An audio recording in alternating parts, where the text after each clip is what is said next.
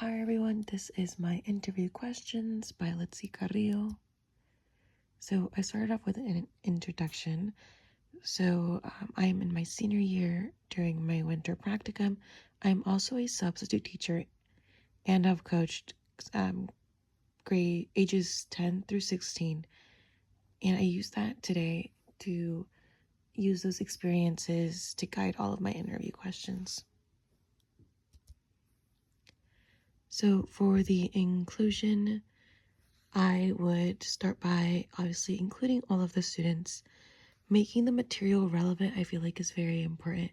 When students are learning about something meaningful, they tend to retain the information for much longer. Incorporating visuals, interactive discussion, as well as active participation.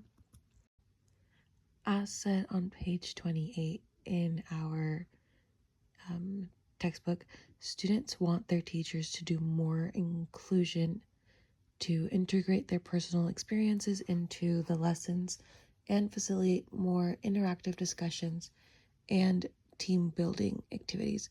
One way I would incorporate this is by incorporating material that represents the students.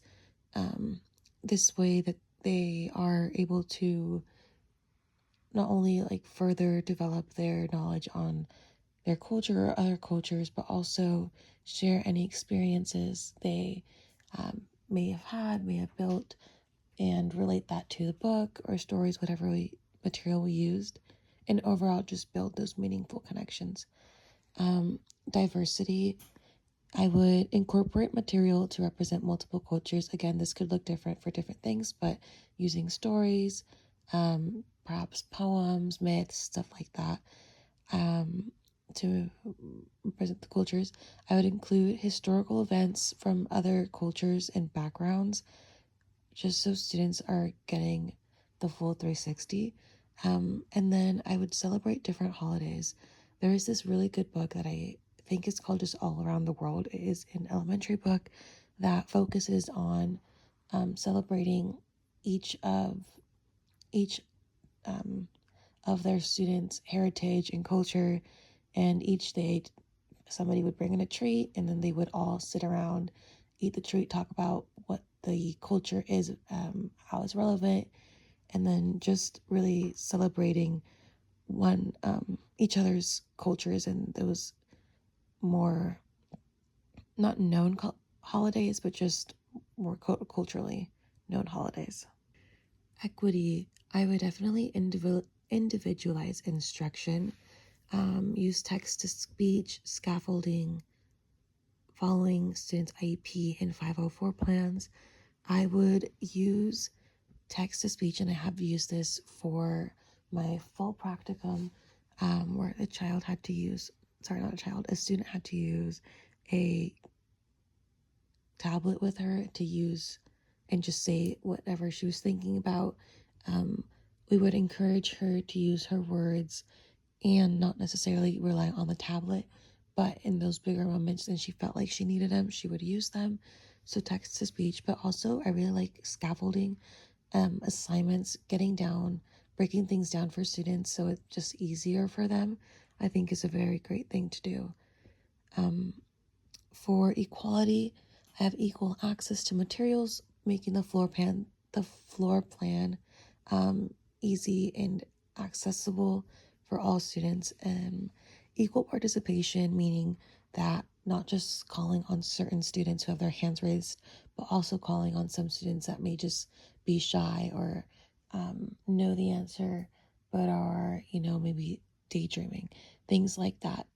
And then technology access, making sure that all students are able to use technology no matter their financial situation. In my classes, I would definitely have a community section where all the materials are shared and students can get what they need without feeling pressure to have to pay for it. I would make sure that my class is always clean and organized so students could walk through or go through comfortably without having to bump into things or just move things around for them. To ensure that all students have access to the content, I would be sure to incorporate their different learning styles. So whether that's like sensory or visual, auditorial, those types of learning styles. And I would make sure to use strategies and techniques like scaffolding, media representation, universal design for learning, practice and repetition, as well as peer tutoring. I have learned that media representation is another way for students to like view it through a different perspective. And another thing is peer tutoring. I would definitely make sure to use this in my classroom. I had learned from a TED Talk a while ago that students only learn from people they like, meaning that if you are one of those teachers who is constantly nagging on them or yelling at them, they will not like you. And they do not have to like you and be your best friend. There needs to be a respect and barrier. But if you are one of those teachers who they just dislike, they will not learn from you.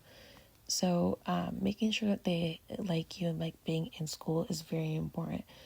I would make sure to have students do like peer TED Talks where one student would learn a strategy and the other would learn a different strategy, and they would teach it to each other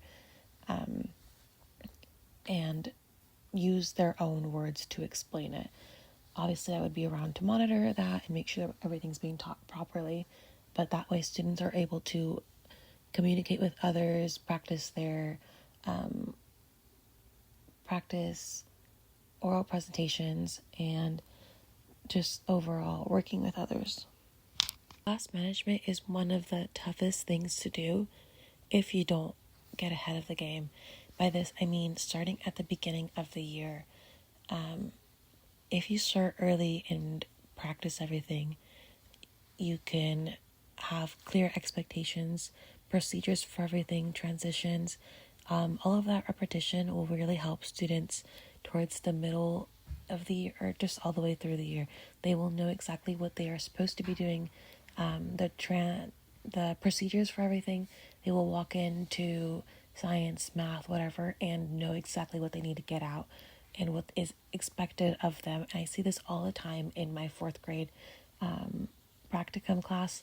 They have all these routines for everything, so they aren't doing very much, not necessarily instructing, but like just giving basic directions every single day. The kids come in knowing exactly what they need to do. And this all starts by repetition at the beginning of the year, making sure that if one person's out of line, you start all over again so everybody knows what to do and what's going on. Addressing it mid-year or just in general after, I would say you definitely need to be very calm. Sometimes positive reinforcement works by telling one student, wow, I really like that this group did this and they were so quiet and quick about it. I'm going to give them a prize or whatever you want to do. That works great. Proximity control is also a really good thing where you're not having to disrupt the entire class and you are just going, making contact with that one person, letting them know that you see their behavior and you want them to change it without having to stop class. I felt like choosing your battles is a very important one. If somebody is rocking their chair and it's not disrupting the whole class, you don't need to make it a really big deal just because you feel you're being disrupted. If it would take more of a disruption if you stop the class to correct that, and instead of just letting it go and it probably stopping on their own. Another important thing is to record behavior. I feel like recording everything down is very important because you never know what can happen or any situation that may end up leading to something else. So I felt like recording behavior is very, very important. And that's just some managing behavior tips. That is the end of my presentation. So thank you so much for listening. I would love some feedback. Thank you.